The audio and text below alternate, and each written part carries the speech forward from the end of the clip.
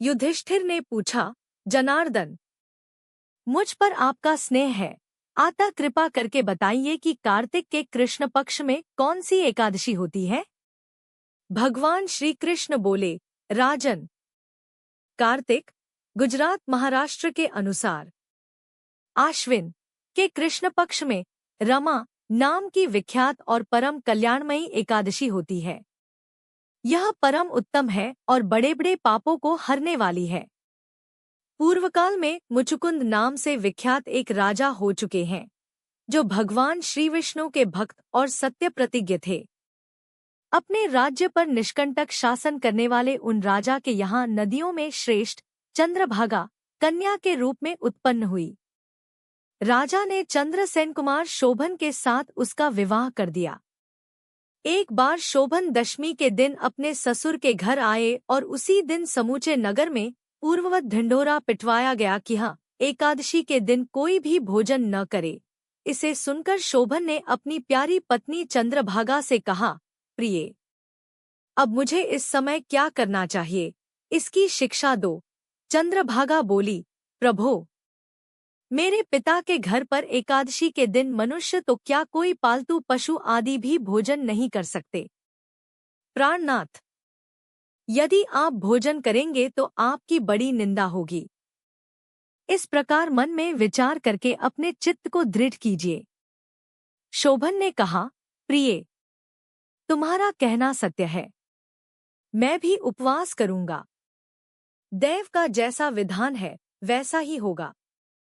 भगवान श्री कृष्ण कहते हैं, इस प्रकार दृढ़ निश्चय करके शोभन ने व्रत के नियम का पालन किया, किंतु सूर्योदय होते होते उनका प्राणांत हो गया। राजा मुचुकुंद ने शोभन का राजोचित दाह संस्कार कराया। चंद्रभागा भी पति का पालौकिक कर्म करके पिता के ही घर पर रहने लगी। नृपश्रेष्ठ, उधर शोभन इस व्रत के प्रभाव से मंदराचल के शिखर पर बसे हुए परम रमणीय देवपुर को प्राप्त हुए। वहां शोभन द्वितीय कुबेर की भांति शोभा पाने लगे। एक बार राजा मुचुकुंद के नगरवासी विख्यात ब्राह्मण सोमशर्मा तीर्थयात्रा के प्रसंग से घूमते हुए मंदराचल पर्वत पर गए, जहां उन्हें शोभन दिखाई दिए। राजा के दामाद को पहचानकर वे उनके समीप गए। शोभन भी उस समय हुआ देखकर शीघ्र ही आसन से उठ खड़े हुए और उन्हें प्रणाम किया। फिर क्रमश अपने ससुर राजा मुचुकुंद, प्रिय पत्नी चंद्रभागा तथा समस्त नगर का कुशलक्षेम पूछा। हाँ राजन, वहां सब कुशल हैं। आश्चर्य है, ऐसा सुंदर और विचित्र नगर तो कहीं किसी ने भी नहीं देखा होगा।